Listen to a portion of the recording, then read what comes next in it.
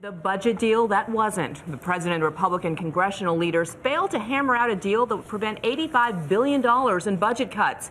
The first slashes in military spending and employee furloughs. And that's just the beginning. ABC's Reena Ninan has the latest details from the White House. Good morning, Reena. Good morning to you, Bianna. Congressional leaders met here at the White House on Friday, but senior administration officials saying there was nothing new, no negotiations. Sequestration was meant to force congressional leaders into acting on reducing the budget. That didn't happen. It's official. Overnight, President Obama signing orders to start $85 billion in across-the-board spending cuts. It's just dumb, and it's going to hurt. It's going to hurt individual people, and it's going to hurt the economy overall. This White House press conference would have been framed as just another dust-up between the president and Republican opponents until Mr. Obama seemed to mix up this quip. Most people agree I'm presenting a fair deal.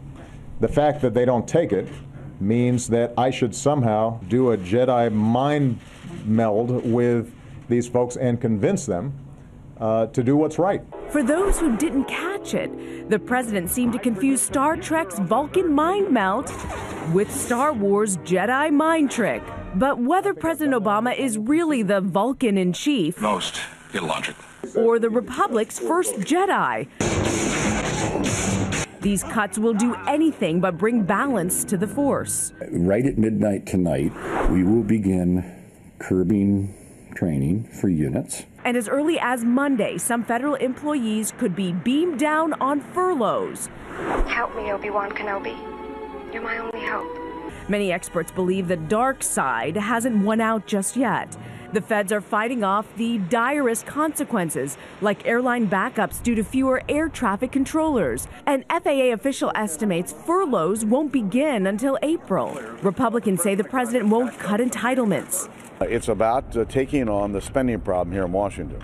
While the president says he can't just go Darth Vader on the other side. I am not a dictator. I can't have Secret Service block the doorway. As for the sci-fi mix-up, the White House sent out this tweet poking fun, and the man who played Mr. Spock, Leonard Nimoy, tweeted, "Only a Vulcan mind melt will help this Congress." The next budget deadline comes in just a matter of weeks. Dan? We're going to thank you. I'm not even sure a Vulcan mind melt will work on this Congress. Let's bring in a ringer now. His name is John Avlon. He's a senior columnist at Newsweek and the Daily Beast. John, good morning. Good morning, guys. Hey, John, good morning to you. And you know, what's so frustrating for Americans is that these budget cuts were self-imposed to be so dire that neither side would allow them to happen. Yet here we are. They happen. Why can't these two parties come together? This is what's so frustrating. We've known about this for 16 months, and yet there was no action in Congress this week. Look, I think fundamentally we've had a different problem. We've had divided government in the past. We got a lot of great things done, from the Marshall Plan to all the accomplishments of the Reagan era. What's different now is the parties are so polarized that there aren't the kind of conservative Democrats or progressive Republicans that used to exist that could form coalitions when there was divided government. So you have this kind of gridlock, you have the stalemate, and the American people are paying the price literally today. But what about the argument that these budget cuts are a good thing? Everybody agrees the American government needs to tighten its belt, and this is a start. Right. The problem is that, as Bianna said, these were designed to be so dumb, so painful, such broad, deep cuts that it would compel Congress to be smart and find a way to work together.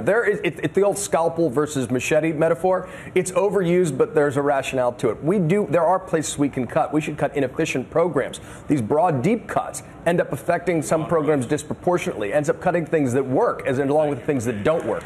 And that's why everyone in Congress says they don't want this to happen. But here we are, paralyzed. And what we have is a high-stakes political game of poker. The question is who's going to blink first and come up with a grand bargain, which is what we really need to deal with our deficit and debt. All right. So John Avlon, who knows if that grand bargain will ever be struck, but we appreciate you coming on. Thank you very much. Thank you, guys. Thanks, John.